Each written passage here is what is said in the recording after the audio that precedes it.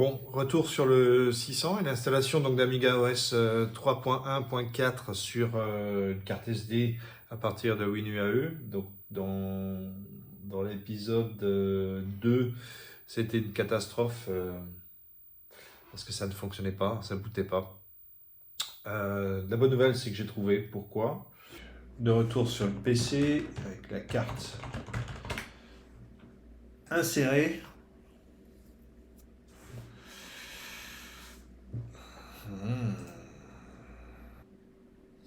On démarre sur la disquette d'install d'Amiga OS 3.1.4. Voilà, donc là dans HD Toolbox, on va regarder quelle partition on a fait. Une toute petite partition de 486 mégaoctets et une plus grande partition, donc là en l'occurrence de 14 Go. On n'aura jamais besoin de tout ça, mais bon, c'est pas grave.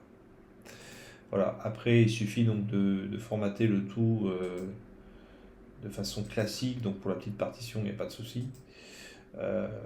Donc là on va pas faire la démo, mais enfin bon voilà, donc ça c'était la méthode en fait pour résoudre le problème, c'est-à-dire faire une petite partition au départ et après une grande.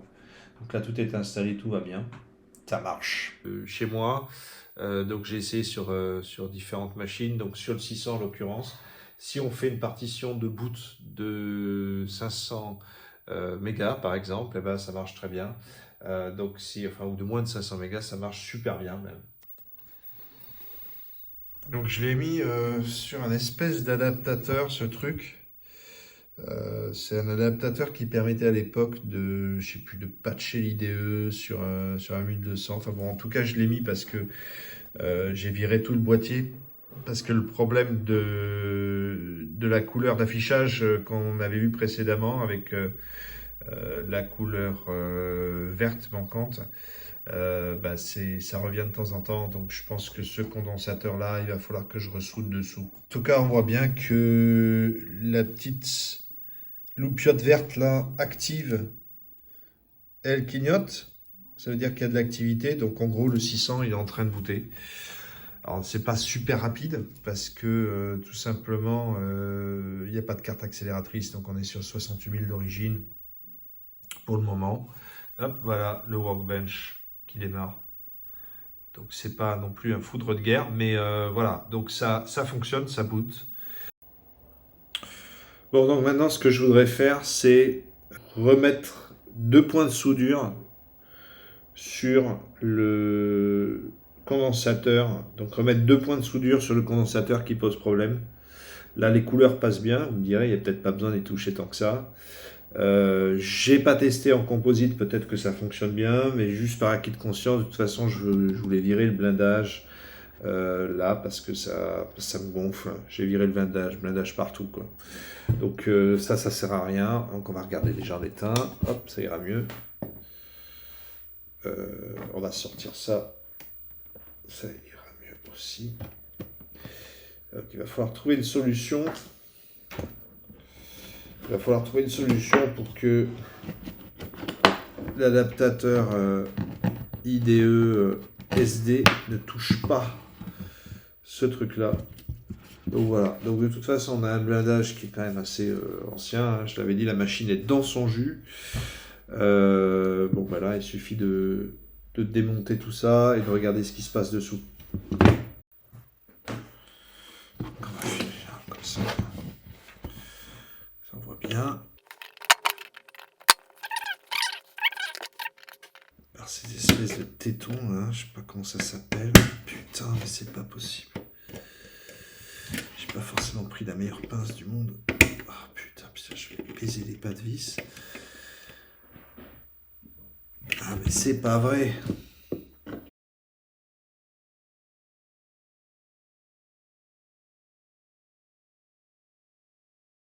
Ce truc là. Attention à pas se couper là, ce truc ça coupe cette merde.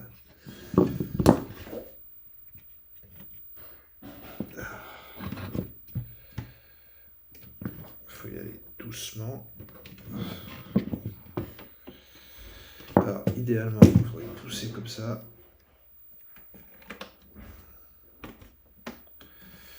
Ça marche jamais. comme prévu, putain.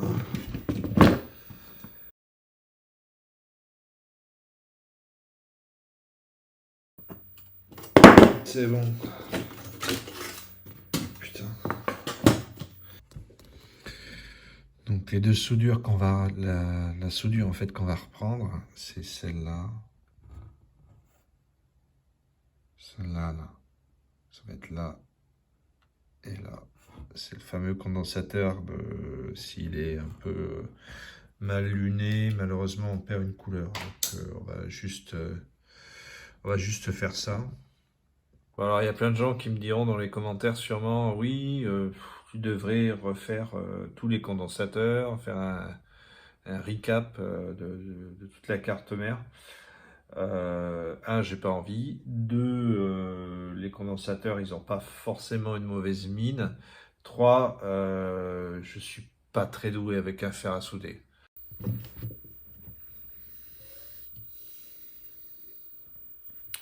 Moment de vérité.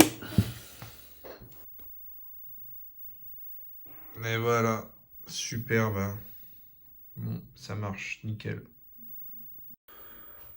On va pouvoir ranger cet objet satanique qui est le fer à souder. On n'a plus besoin.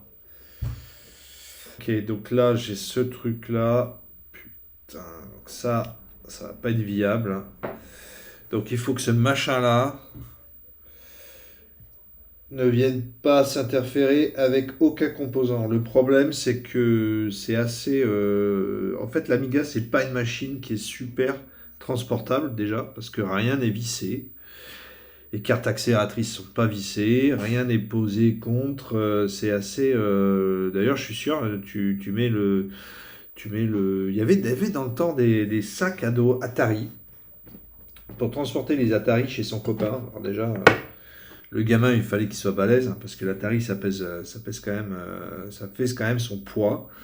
Il y a la lime et tout qui est incluse dans le boîtier.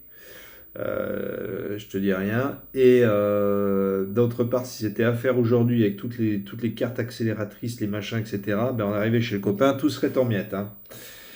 C'est un peu comme transporter un paquet de biscottes.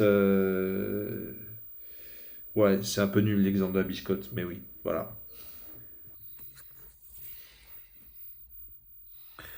En fait, si je lui donne un angle suffisant, ben, ça touche pas. Donc ce qu'il va falloir que je fasse, c'est que je trouve un système à la con pour mettre une patte là et tenir ce machin au moins à cette distance. Bon, après, c'est de l'IDE, donc si le tout, c'est que ça fasse contact avec les pins, ce qui est le cas. Si c'est un peu... de toute façon, hein, c'est pas super stable non plus, quoi. Bon, on va voir. Il s'agirait en fait de consolider ça. Donc on va utiliser une technique très artisanale qui va consister à mettre du double face et de la mousse que j'ai récupérée donc au Fab Lab la dernière fois. On va mettre la mousse dessous et du double face. Et ça devrait au moins, je dirais, empêcher le contact avec le condensateur et puis au moins aussi empêcher le fait que ça bouge sur des situations de transport.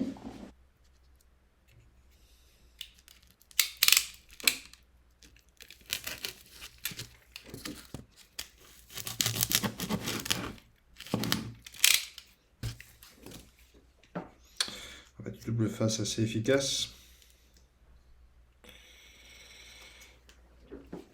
C'est un double face qui résiste bien à la chaleur. C'est du double face de modélisme. Je pourrais vous envoyer la référence éventuellement.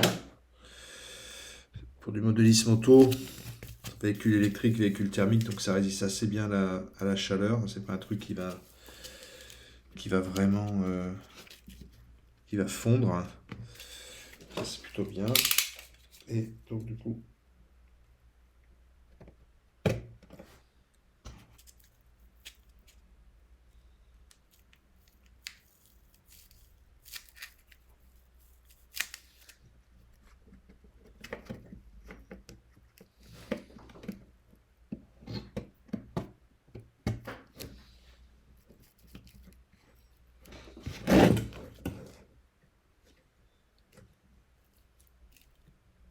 Voilà. Donc là, ça va nous donner ça. On a quelque chose, donc si on appuie, qui est relativement rigide sans l'être. Bon, ça plie un peu, mais bon, les pins sont...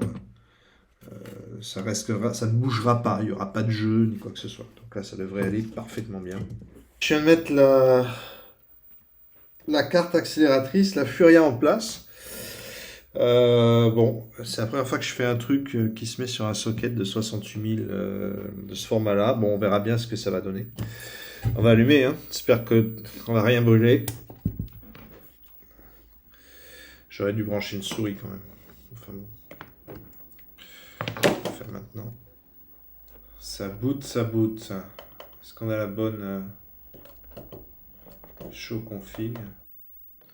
Ok, donc la Furia est en place, ça a booté. J'ai lancé show config qui montre bien le 68020, le 68882 et ma RAM. Donc il y a bien toute la RAM. Donc j'ai 8 MB de fast, 1.5 MB de fast également sur un autre adressage mais un MB de chip RAM. Ok, donc c'est pas mal. Bon, maintenant je vais remonter tout ce merdier dans le boîtier pour qu'on ait un truc à peu près propre et aussi pour vérifier que ça démarre bien comme il faut.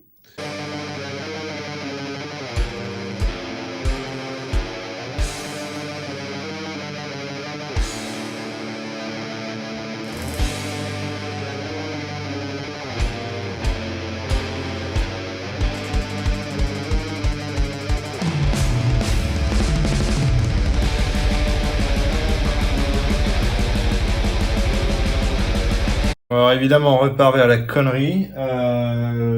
Tout marchait bien, enfin ça a marché pendant 3 minutes. Après, il y a eu un gros écran vert.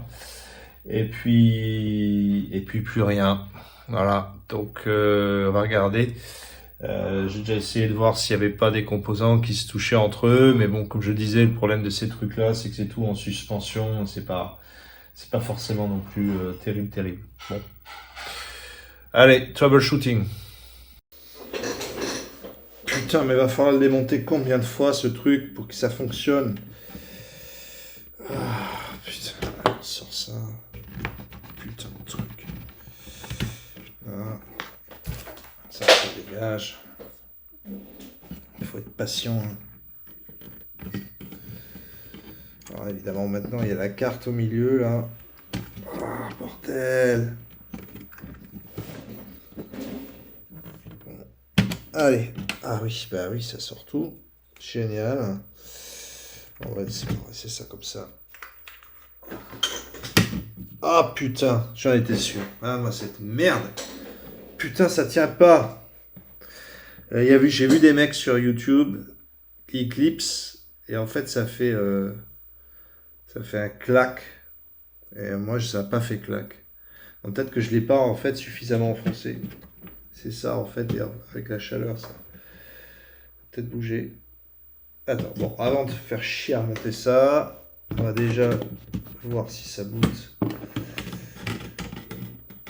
C'est au moment où j'ai bougé le clavier, ça a dû. C'est quand même. Putain, c'est quand même. Chiant ce truc. Ah ouais, est-ce que ça boot déjà? Bon, déjà bonne nouvelle, on n'a pas cramé le.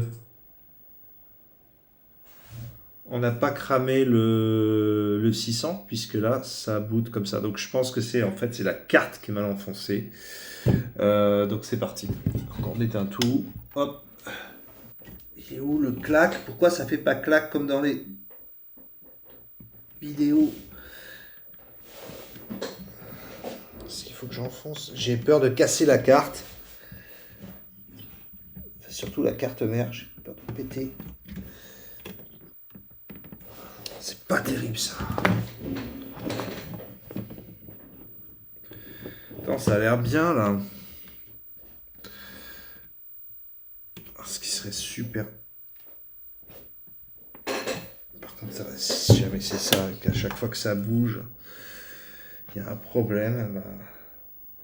Allez, ça redémarre. On va voir si ça boot. Ça boot. Je vous le montre. Bon, c'était ça. La carte a bougé. Par contre, c'est curieux parce que Dingue. Peut-être que dans l'idéal, finalement, c'était peut-être pas si con. C'était de mettre un truc comme ça. Juste pour supporter un peu la carte, quoi. Pour éviter que ça se balade. Au moindre truc, au moindre choc. Putain. Ouais, ça ira, hein.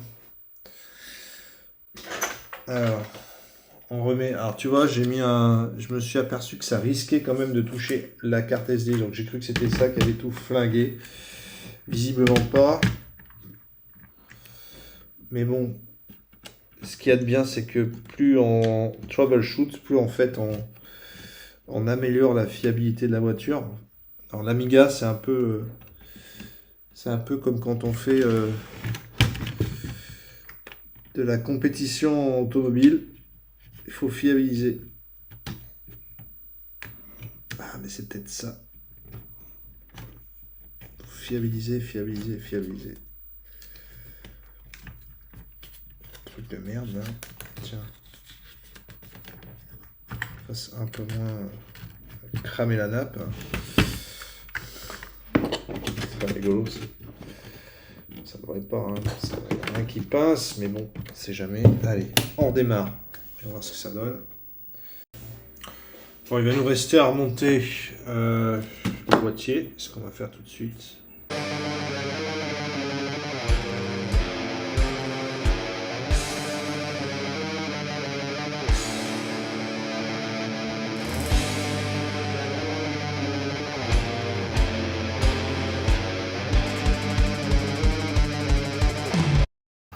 Ça va finir par casser.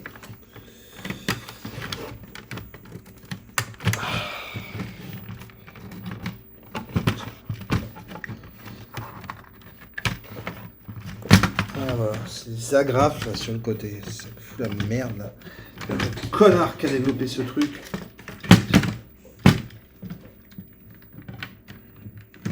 Ah, donc le clavier, il s'emmanche en fait là. C'est ça l'idée. Sauf que, en fait, ça c'est pas bon. En fait, il faut que ça remonte. Donc, en fait, le clavier, c'est ça. Putain, ça va pas.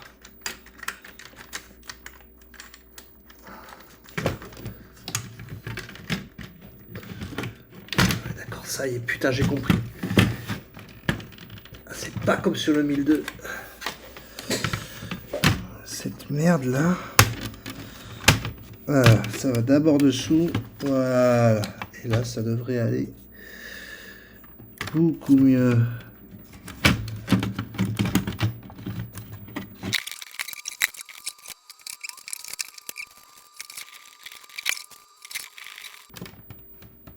Ah, nickel, hein.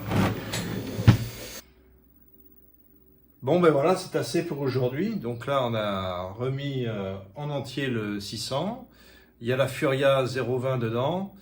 Il y a la carte SD qui boot finalement, comme on a pu le voir. J'ai remis le boîtier en place. Ça fait un petit peu plus propre, un petit peu plus fini. Le tout démarre. Donc ben voilà, il n'y a plus qu'à l'utiliser. On va voir comment est-ce qu'on installe maintenant des logiciels dessus. J'aimerais bien mettre quelques jeux avec WHD Load. On va voir comment ça se comporte. En tout cas, c'est assez pour aujourd'hui. Allez, ciao, bisous.